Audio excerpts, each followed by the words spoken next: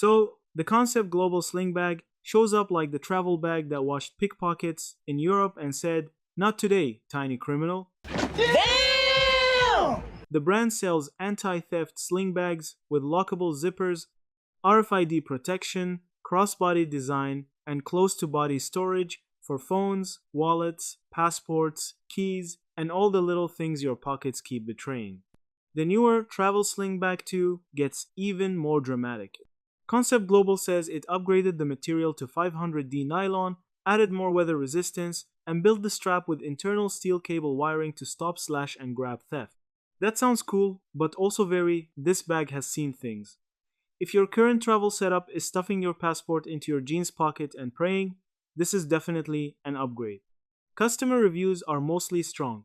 Trustpilot shows Concept Global at 4.5 out of 5 from over 460 reviews, with many buyers praising the quality, security features, comfort, and customer service. Some recent reviews even mentioned fast support when colors, returns, or order mistakes happened. So, no, this does not look like a random Instagram bag scam held together by Photoshop and panic. But let's not act like it is perfect. Some buyers say the smaller size can be too tight if you carry more than the basics. Even Concept Global's own product reviews include people saying it fits essentials but not much extra.